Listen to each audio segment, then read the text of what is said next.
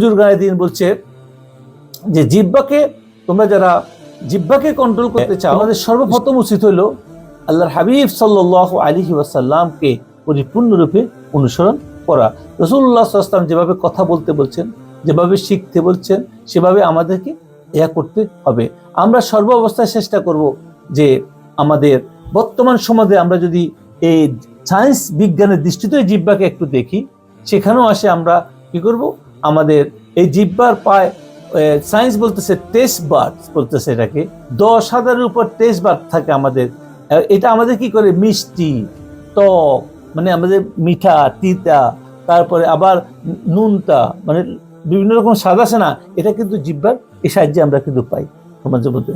এরপরে দেখা যাচ্ছে হজম প্রক্রিয়া, আমাদের যে দেহে লালা নিঃসরণ করে খাবার আমরা যে গিলার জন্য সাহায্য করো, এটা কিন্তু জিহ্বার পেশি শক্তি থেকে বাইর হয়। তারপরে আবার আমাদের বিভিন্ন রকমের মানে আমাদের রোগের ইঙ্গিত হয়, আমাদের জন্ডিস, রক্ত শূন্যতা, হজমের শূন্যতা জিহ্বা থেকে মানুষ ডাক্তাররা টেস্ট করে, সায়েন্স টেস্ট করে।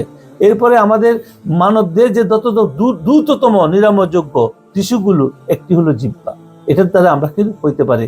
এখন এই জিহ্বা সায়েন্সের দৃষ্টিতে এই জিহ্বা দিয়ে মানুষকে বর্তমান রোগ ব্যাধি সবকিছুকে মানুষের নির্ণয় করা হয়।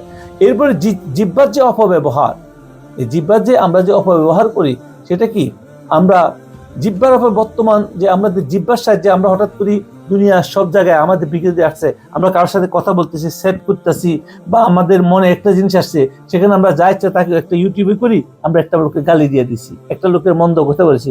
এই জিহ্বার কারণে দেখা গেছে ওর ভক্ত যারা আছে, ওর অনুসারী যারা আছে, তারা আমাকে শত্রুতে পরিণত করলো, আমার মৃত্যু পর্যন্ত হইতে পারে, খালি জিহ্বাকে অপব্যবহার করার কারণে, আমি না বুঝি।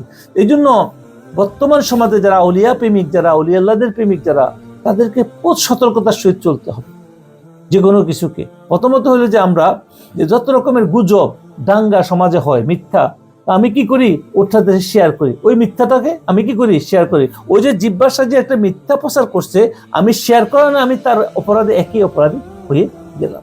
হাসতে হাসতে আমি কি করলাম, সোশ্যাল মিডিয়ার একটা সত্য মিথ্যা অপবাদ, মিথ্যা জিনিসকে আমি প্রচার করার কারণে আমি ধরা খাইলাম।